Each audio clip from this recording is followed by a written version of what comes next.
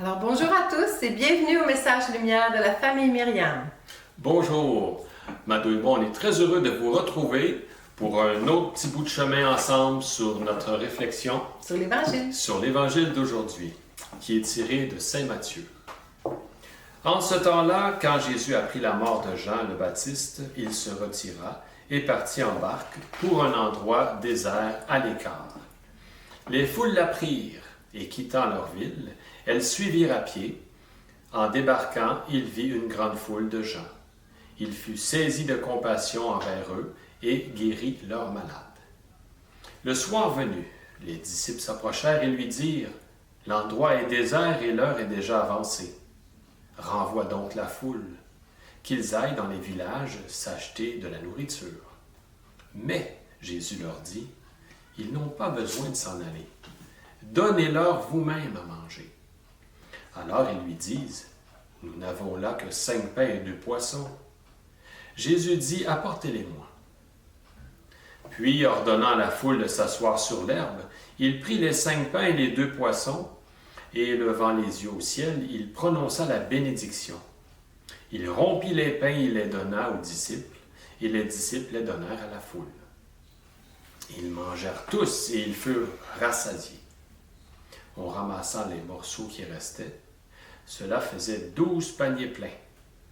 Ceux qui avaient mangé étaient environ 5000, sans compter les femmes et les enfants.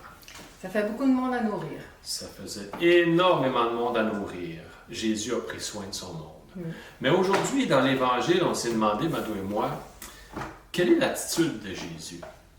Et là, on a focusé sur une attitude qu'on est allé fouiller finalement un peu plus la définition. Et c'est quoi, Mado? La compassion de Jésus. La compassion. Quand on dit qu'il fut saisi de compassion.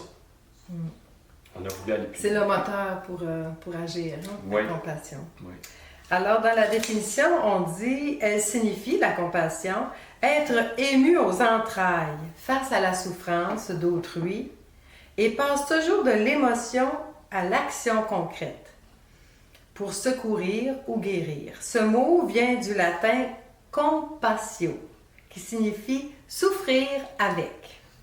On a bien vu que c'est ça que Jésus a mis en pratique. Hein? C'est ça. Il pensait se reposer avec les apôtres et non, il a vu cet événement-là, on l'a suivi, les gens avaient besoin de lui, il fut saisi de compassion et qu'est-ce qu'il a fait?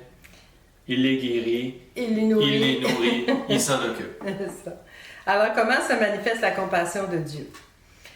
Nous manifestons la compassion de Dieu lorsque nous croyons que cela vaut la peine d'être avec un autre, même si nous ne pouvons rien faire. Même si nous ne voyons aucun résultat et même si nous ne constatons pas de changement. Être là dans un monde d'efficacité, hein, sentir qu'on ne peut pas tout régler, on peut pas, mais être là. Et sans voir de changement nécessairement. Et ça demande une présence. Ça demande de l'écoute. Ça demande l'accueil de l'événement. Et ça demande également un dialogue à certains moments. Et ça nous a rappelé, Mado et moi, tout ce contexte-là, une belle histoire que probablement certains connaissent. Mais on va vous la rappeler et ça définit vraiment bien c'est quoi l'attitude de la présence dans un événement quelconque. La compassion. Ouais. La compassion. C'est alors, c'est l'histoire du petit garçon et du vieux monsieur. Un jour, un vieux monsieur qui venait de perdre son épouse s'assit sur un banc de parc et se mit à pleurer à chaudes larmes, accablé de chagrin. En le voyant ainsi, un petit garçon de 4 ans qui jouait à proximité s'approcha doucement.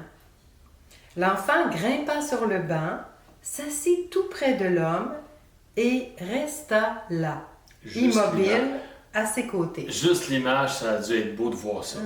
Hein? On s'imagine le petit bonhomme avec les pieds pendants sur le banc à côté du vieux monsieur. Et qu'est-ce qui se passe? Après un long moment, le petit garçon rejoignit sa maman.